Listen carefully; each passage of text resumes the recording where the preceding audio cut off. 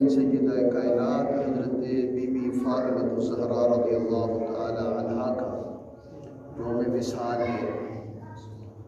تو اس کے بعد پھر حضرت سیدہ طیبہ طاہرہ ام المؤمنین حضرت خدیجہ الکبریٰ رضی اللہ تعالی عنہا کا بھی یوم وصال ہے۔ اسی طرح اب 17 رمضان المبارک کی تاریخ کو اسلام کی پہلی فتح، اسلام کی پہلی اللہ تبارک و تعالی کی طرف سے وہ عظیم خوشخبری کہ جو قیامت تک لازوال خوشخبری بن گئی ہے، جس میں غزوہ بدر میں اللہ تعالیٰ نے اپنے محبوب کے 313 غلاموں کو ہزاروں پر فتح عطا فرمایا۔ لقد نصرکم اللہ ببدر وانتم اذلہ، یہ پہلی جنگ ہے جس کا اللہ تعالیٰ، یہ جنگ ایک خاص جنگ ہے جس کو اللہ نے نام لے کر جس کا ذکر قرآن پاک میں فرمایا۔ مگر عجیب یہ 2021 کا ماہ مبارک اپنے ساتھ پاکستان جو اسلامی ملک ہے اس میں عجیب سی آزمائش لے کر ہمیں ملا ہے کہ رمضان المبارک سے ایک دن پہلے عاشقان رسول صلی اللہ تعالی علیہ وآلہ وسلم پر ان کے جائز مطالبے پر جو ہر مومن کی امنگ ہے اور ہر مومن کی ترجمانی ہے، اس مطالبے کرنے پر ہزاروں عاشقان مصطفیٰ صلی اللہ تعالی علیہ وسلم کو بے دردی سے زخمی کیا گیا، ان پر ڈائریکٹ فائرنگ کی گئی، گولیاں برسائی گئیں، ان کو ہر ممکن طریقے سے ان کو تہو بالا کرنے کی کوشش تہو طے کرنے کی کوشش کی گئی۔ تو پھر ٹھیک دوسرے دن جب اتنا ظلم ہوا تو اس کا ری ایکشن بھی سامنے آیا، اور وہ ری ایکشن یہ تھا کہ کئی بے گناہ پولیس والے زد میں آ گئے۔ ہمیں اپنے ملک کی سیکیورٹی فورسز سے بھی اتنی ہمدردی ہے جتنی ہمیں عاشقان مصطفیٰ صلی اللہ تعالی علیہ وسلم کے کارکنوں سے ہے، اور بحیثیت مسلمان ہم یہ حسن ظن رکھتے ہیں کہ ہمارے ملک کی پولیس ہو یا ہمارے ملک کی فوج ہو، ان میں سب کے دلوں کے اندر آقا کریم صلی اللہ تعالی علیہ وسلم کی محبت اور عشق کوٹ کوٹ کر بھرا ہوا ہے۔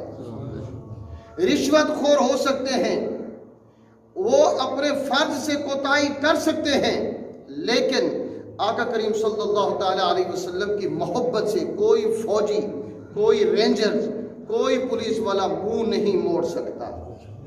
اس لحاظ سے ہمیں پولیس والوں کے شہید ہونے پر بھی اتنا ہی رنج و غم ہے جتنا تحریک لبیک یا رسول اللہ کے کارکن کے شہید ہونے پر غم اور افسوس ہے۔ یہ مسئلہ ہوا کیوں؟ یہ ہر مسلمان کے دل کی صدا ہے۔ ہو سکتا ہے کسی کو پورا میڈیا، پورے اخبار، پورے ٹی وی کے خبروں کے چینلز وہ اس بات کو ظاہر کرنے سے اتنے ڈر رہے ہیں، اتنے خوف زدہ ہیں کہ اگر کسی نے بھی کوئی خبر دی تو اس کا چینل بند کر دیا جائے گا۔ بعض کوئی غم رکھنے والے، درد دل رکھنے والے چینلز ایسے ہیں جنہوں نے کچھ خبریں عوام تک پہنچانے میں اپنے کردار کو ادا کیا، اور بعض ہمارے صحافی حضرات بھی جن کے دل میں عشق مصطفیٰ صلی اللہ تعالی علیہ وسلم موجود ہے، جیسے کہ مثال ہمارے جامع اصغر صاحب بیٹھے ہیں، ان کی طریقے سے ان کے بہت سے ساتھی ایسے ہیں جنہوں نے اپنی جان پر کھیل کر لاہور ہو، اسلام آباد ہو، کراچی ہو، پورے پاکستان میں انہوں نے عاشقان مصطفیٰ کی صحیح ترجمانی کرنے کا حق ادا کیا ہے۔ عالم کفر ان میں سب سے نمایاں جو بدبخت ملک ہے وہ فرانس کا ہے۔ امریکہ ہو یا اس کے پروردہ، اس کا لے پالک بیٹا یہودی اسرائیل کی مملکت ہو، آج تک اس طریقے کی جرت یہودیوں نے بھی نہیں کی جس طرح کی جرت ان خبیثوں نے فرانس کے ملک نے اور اس کی عوام نے کی۔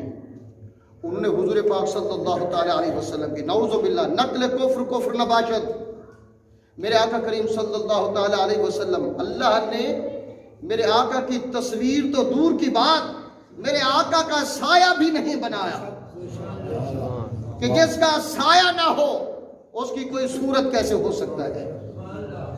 جس محبوب کے سائے کو رب نے برداشت نہیں کیا کہ کہیں میرا محبوب چل رہا ہو اور سایہ زمین پر ہو میرا محبوب عرش اعلیٰ کا مکین، سایہ زمین پر ہو، رب کو بھی اتنا برداشت نہیں ہوا۔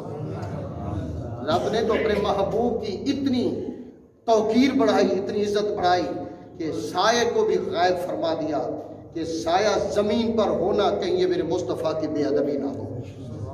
میرے رب کا یہ سارے احکامات ہیں۔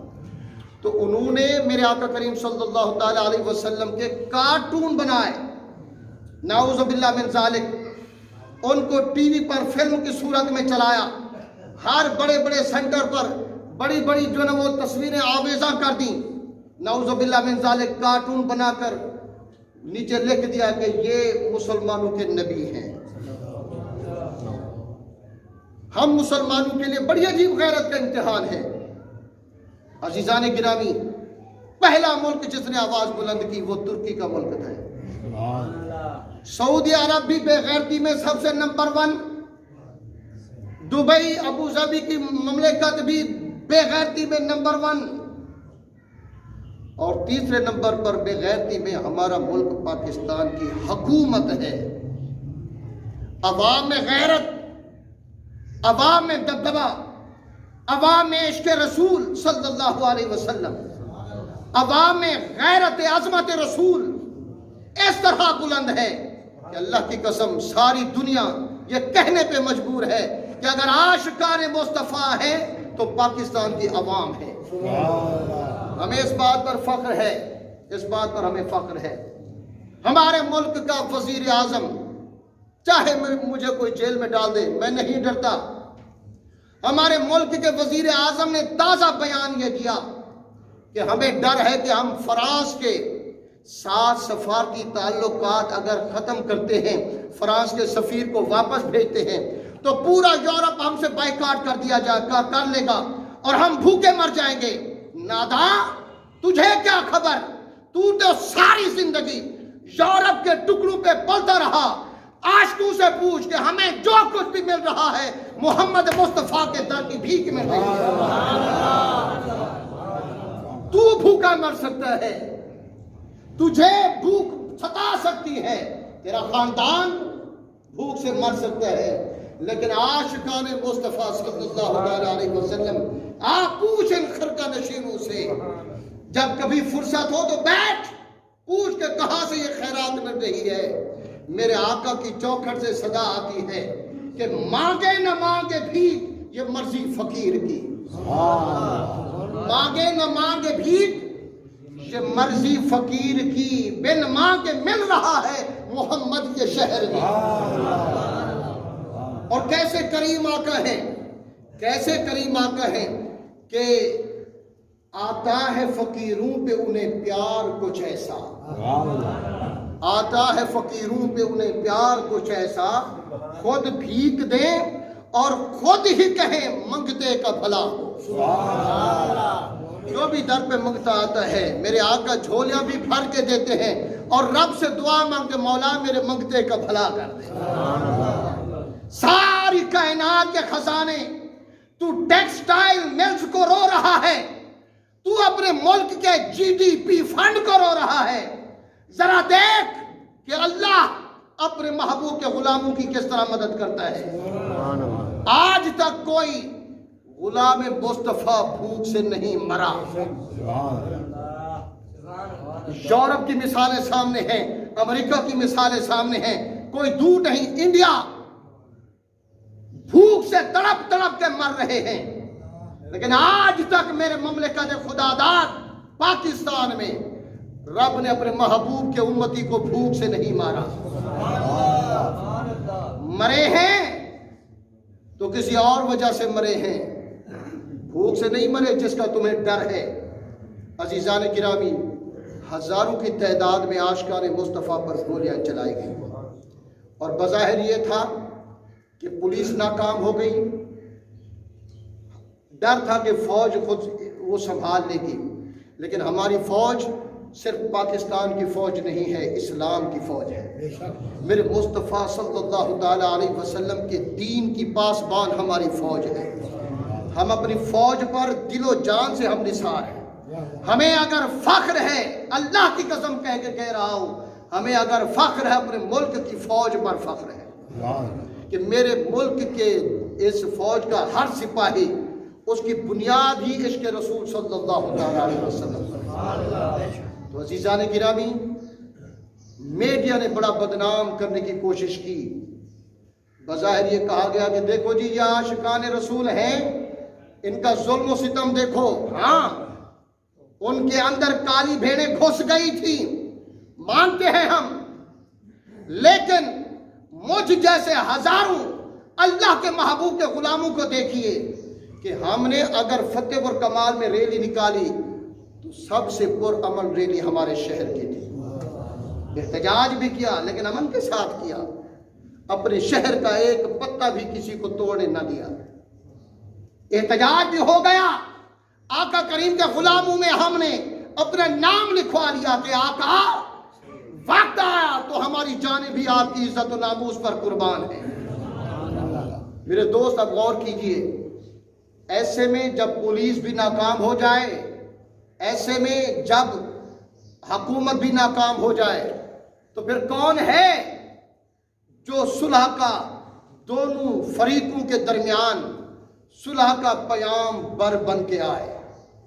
ہمیں فخر ہے کہ اللہ کریم نے سالار چشت، مجدد احیاء تصوف، حضور حضرت خواجہ غلام قطب الدین فریدی دامت برکاتہ العالیہ، سارے کہیں زندہ باد، سارے کہیں بلند آواز سے، پھر کہیں کیوں نہ زندہ باد ہوں؟ اس لیے کہ جہاں حکومت ناکام ہو گئی وہاں یہ مرد کلندر تحریک لبیک کے درمیان اور حکومت کے درمیان انہوں نے پل کا کردار ادا کیا۔ جیسے ہی گئے دونوں میں صلح کروا کر ان کے مطالبات کو بھی پورا کروا دیا، اور ملک میں امن کی جو اس میں راہ انڈیا کا جو منصوبہ تھا اس کو بھی نیست و نابود کر دیا، اور جو دشمن طاقتیں اہل سنت صوفیہ کو بدنام کرنا چاہتی تھیں ان کو بھی بتا دیا کہ ہم اہل سنت چاہے جس تحریک سے وابستہ ہوں، جب ناموس رسالت کی بات آتی ہے تو ہم سر پہ کفن باندھ کے کھڑے ہو جاتے ہیں۔ تو انہوں نے وہ کردار ادا کیا۔ یاد رکھیے کہ جس کی مثال اس کردار کی حضرت سیدنا امام حسن علیہ السلام کی سنت کی پیروی کی۔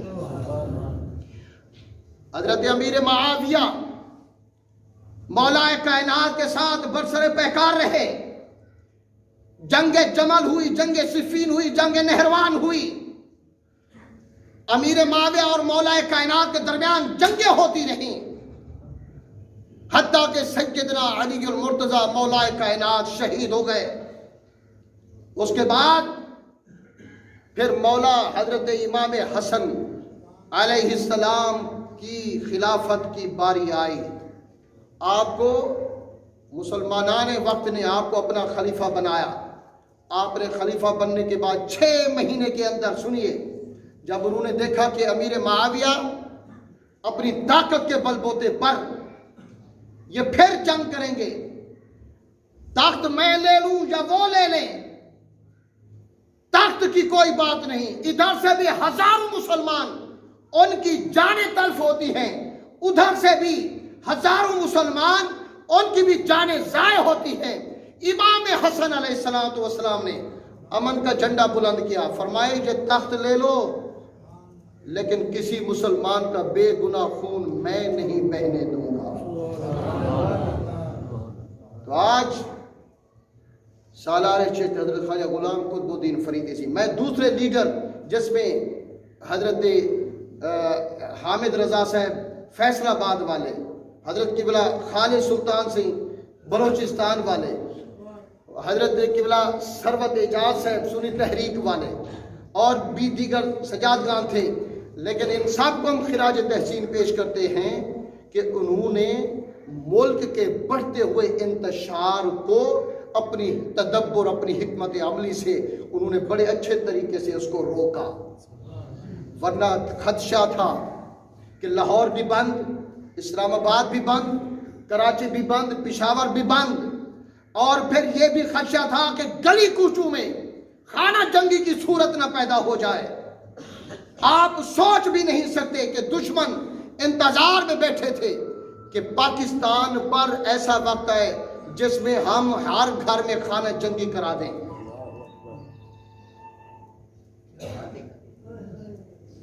تو یہ سارا انتشار غیر مسلم طاقتوں کا پھیلایا ہوا تھا۔ فرانس کا لعین صدر ہنس رہا تھا کہ دیکھو احتجاج ہمارے خلاف ہے، لیکن پھر بھی مر مسلمان رہے ہیں۔ ادھر سے کوئی مرے، ادھر سے کوئی شہید ہو، ادھر سے کوئی جاں بحق ہو تو نقصان میرے وطن کا، اور ہماری فورسز میں پولیس سے اگر کوئی بے گناہ شہید ہو جائے تو وہ بھی نقصان میرے وطن کا ہوتا ہے۔ کافر کو کیا نقصان ہوگا، امریکہ کو کیا نقصان ہوگا، فرانس کو کیا نقصان ہوگا۔ اس لحاظ سے بڑی ضرورت تھی کیونکہ فہم و تدبر کے ساتھ اس معاملے کو اپنی حکمت و عملی سے وہ کرتے ہیں۔ الحمدللہ یہ ہمارے ملک کا ملک پر اللہ تعالیٰ کا احسان عظیم ہے کہ یہ ملک اولیاء کرام کے توسط سے اس ملک کو اللہ نے ہمیں عطا فرمایا۔ اس ملک کو بنانے کی جڑوں میں سنیے، غور سے سنیے، یہ کیسے ملک کو بنا۔ آپ کو میں پہلے بھی بات عرض کر چکا ہوں، قائد اعظم محمد علی جناح کہیے رحمت اللہ علیہ، نام کیا ہے؟ محمد علی۔ تو کسی نے ایک دن ہندو نے اعتراض کیا کہ ہمارا گاندھی وہ ہندوستان کو آزاد کر لے گا، تمہارا قائد اعظم کیا کرے گا؟ تو کسی عاشق نے تڑپ کر جواب دیا کہ جانتے ہو ہمارا قائد کون ہے؟ تو اس نے پوچھا کون ہے؟ کہا ہمارا قائد وہ ہے جس میں محمد بھی ہے، علی بھی ہے۔ تو تمہارا گاندھی جو پیشاب پینے والی قوم ہے، گائے کا پیشاب وہ سمجھتے ہیں کہ ہم اس کو پی کر پاک ہو جاتے ہیں، گائے کے پیشاب کو وہ سب سے پوتر سمجھتے ہیں۔ تو پیشاب پینے والی قوم وہ انڈیا کو حاصل کر لے گی، جو محمد بھی ہے علی بھی ہے وہ کیسے ناکام ہو سکتا ہے؟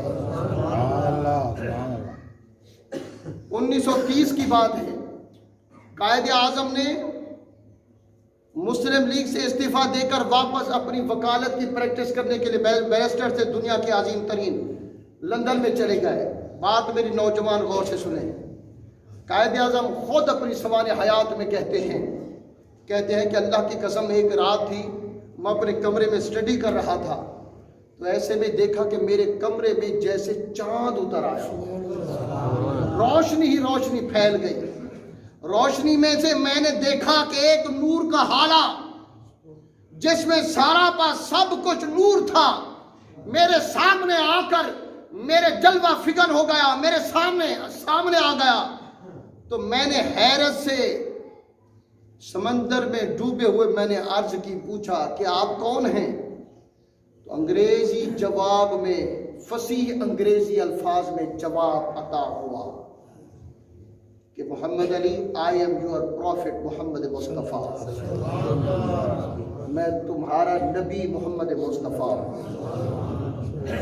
تو میرے آقا کریم صلی اللہ تعالی علیہ وسلم نے فرمایا جاؤ واپس، ہندوستان کے مسلمان تمہاری راہ تک رہے ہیں، میرا تم سے وعدہ ہے کہ قائد اعظم تم بنے ہوئے، میں تمہیں قائد اعظم کا لقب بھی دے رہا ہوں اور یہ خوشخبری عطا کر رہا ہوں کہ جانا تمہارا کام ہے، ملک پاکستان عطا کروانا میں رب سے محمد مصطفیٰ کا کام ہے۔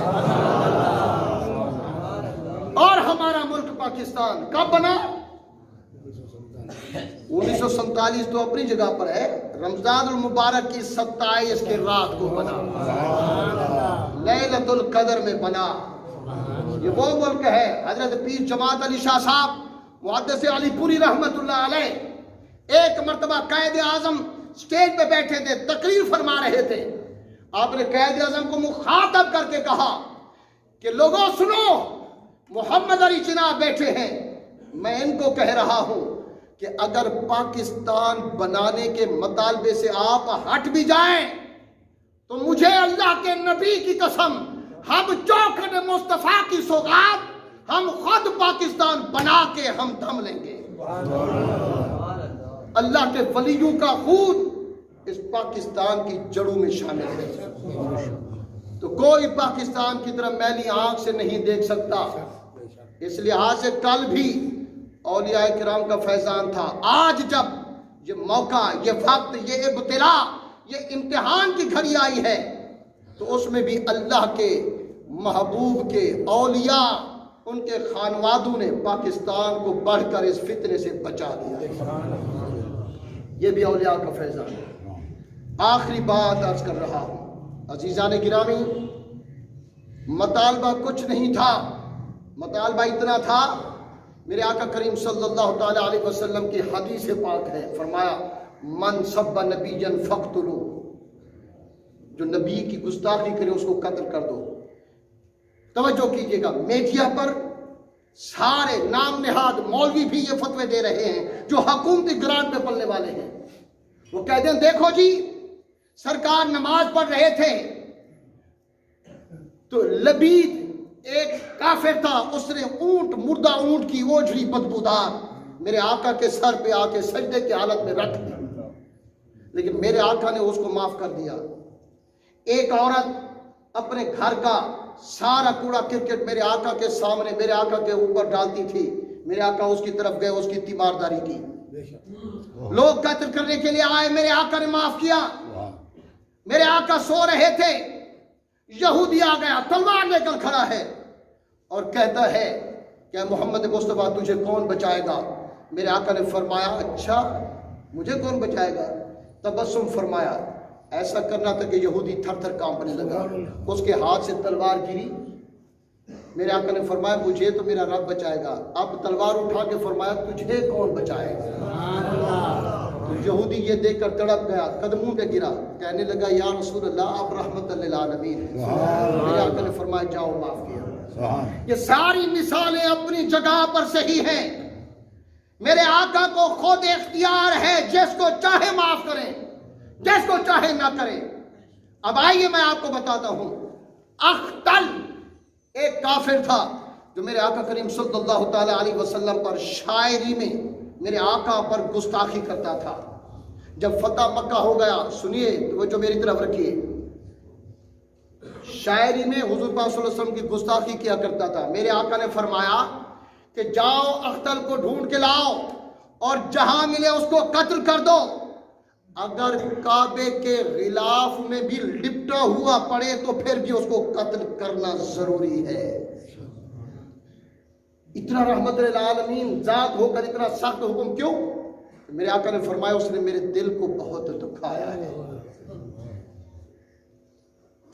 मेरे दोस्त, दीन की मुसीबत के लिए हर आजमाइश मेरे आका ने कबूल की है, पत्थर भी खाए हैं, पत्थर मारने वालों को दुआएं दी हैं, लेकिन जब जाती तौर पर किसी ने भी मेरे आका की गुस्ताखी की है तो पढ़िए सूरह नून को समझ में आ जाएगा। नून वल कलम वमा यस्तरून वमा अंत बिनिअमत रब्बिका बिमजनून। पूरी सूरत अल्लाह ताला फरमाते महबूब मुझे कसम है तेरे इस चांद जैसे मुखड़े की कसम, वल कलम, कलम की कसम जिससे मैं तकदीर लिखता हूँ, और कलम से जो आवाज पैदा होती है उसकी कसम। लोगों ने कहा कलम की क्या कहते हो? ये कलम भी हुजूर की जात है और अल्लाह के कलम की आवाज भी हुजूर की जात है। अल्लाह ताला ने फरमाया ये जो मेरा महबूब तुझे कह रहा है, काफिर वलीद बिन मुगीरा है, अगर ये तुझे आपको कह रहा है कि आप नऊज़ुबिल्लाह मजनून हैं, पागल हैं, दीवाने हैं, नऊज़ुबिल्लाह, ما انت بنعمت ربک بمجنون، محبوب مجھے اپنی ذات کی قسم ہے، ساری دنیا پاگل ہو سکتی ہے، محبوب سارے عقل کی دولت تجھے عطا کی، سبحان اللہ، سب سے ہوش مند میں نے تجھے بنایا ہے۔ مجنون تو یہ ہیں، پاگل یہ لوگ ہیں۔ پھر دیکھیے آگے اس کی 10 اللہ تعالیٰ نے اس کی خامیاں گنوائیں کہ یہ شکل ایسی ہے کہ اس کی ناک کٹ گئی تھی اور کٹنے کی وجہ سے وہ ایسے بڑھ گئی تھی، طوطے کی طرح ایسے ہو گئی تھی۔ تو اس کو اللہ تعالیٰ نے قرآن پاک میں فرمایا کہ اس کی سناسمہ خرطوم، خرطوم کہتے ہیں سونڈ کو، کہ اس کی شکل دیکھو کہ ہاتھی کے سونڈ کی طرح شکل ہے، بد چلن بد صورت ہے۔ حالانکہ اللہ تعالیٰ نے خود بنایا ہے انسان کو، لیکن رب کہتا ہے بد چلن بد صورت ہے۔ اور سب سے بڑا بےایمان بھی ہے، اکڑیل بھی ہے، تکبر بھی ہے۔ سب سے آخر میں اللہ تعالیٰ نے فرمایا حماز مشاء بنمیم، کہ اس کا جو نسب ہے اس کے بارے میں بتاؤں، فرمایا کہ یہ ولد الحرام ہے، اپنے باپ کا نہیں ہے۔ سورہ نون میں اللہ تعالیٰ نے فرمایا، اس نے تو ایک بات کی تھی کہ یہ جو آیات پڑھتے ہیں محمد مصطفیٰ یہ مجنون ہے، نعوذ باللہ۔ اللہ نے اس کو زنا کی پیداوار کہا تو وہ شخص بھاگا بھاگا گیا، اپنی ماں کو جا کے پکڑا، زمین پر لٹایا اور سینے پہ جڑ کے خنجر نکال کے بیٹھ گیا۔ کہنے لگا کہ جو محمد مصطفیٰ پر کلام اترتا ہے اس میں 9 خامیاں ایسی ہیں جو مجھے پتا ہے کہ وہ ساری سچ ہے، سچ ہیں۔ اب آخری بات سے پوچھنا چاہتا ہوں کہ کیا میں حرامی ہوں؟ کیا میں ولد الزنا ہوں، زنا کی پیداوار ہوں؟ تو ماں نے نیچے سے جواب دیا کہ اگر حلالی ہوتا تو ماں کے سینے پہ بیٹھتا، اگر حلالی ہوتا تو ماں کے سینے پہ بیٹھتا۔ جہاں ادب مصطفیٰ کی بات آئے، میرے آقا کریم صلی اللہ تعالی علیہ وسلم نے اپنی ذات کی توہین کرنے والوں کو بے شک معاف کر دیا ہو، لیکن اللہ کہتا ہے کہ میں معاف نہیں کروں گا۔ اور اب یہ امتی کا فرض ہے کہ جو بھی میرے آقا کی گستاخی کرے، اللہ کی قسم بس بات ختم کر رہا ہوں، بس بات ختم ہو رہی ہے، اللہ کی قسم کھا کے کہہ رہا ہوں کہ آج تک غازی علم الدین نے رام دیو ہندو کو مارا تو وہ صوفی سنی تھا، سلمان تاثیر کو جہنم واصل کیا تو ممتاز حسین قادری سنی صوفی تھا۔ سبحان اللہ، سمجھ رہے ہیں کہ نہیں سمجھ رہے؟ آج تک جتنے گستاخان رسول واصل جہنم ہوئے ہیں ان سب کو عاشقان مصطفیٰ نے واصل جہنم کیا۔ کسی فضل الرحمان کے گروپ نے، کسی اہل حدیث کے طبقے نے، کسی وہابی دیوبندی نے، کسی اہل تشیع نے آج تک کسی گستاخ کو نہیں مارا۔ اپنی جانوں کا نذرانہ دیا ہے تو ہم نے غلامان مصطفیٰ نے دیا، اور کل بھی ہم دیتے آئے تھے، آج بھی دیتے رہیں گے۔ اللہ تعالی ہماری یہ قربانیوں کو قبول فرمائے۔ اللہ تعالی ہمارے ملک کے وزیر اعظم کو عقل دے، شعور دے کہ وہ غلامان مصطفیٰ پر گولیاں برسانے کی بجائے ان پر پھول برسائے۔ اور یاد رکھو کہ رزق میرے رب نے دینا ہے اور صدقہ میرے مصطفیٰ کا ملنا ہے۔ جب تم نے میرے محبوب کے گستاخوں کو سر پہ بٹھا دیا اور تمہارے اندر غیرت بھی پیدا نہیں تو رزق کہاں سے آئے گا؟ سوچو ذرا۔ اللہ پاک ہمیں عمل کرنے کی توفیق عطا فرمائے۔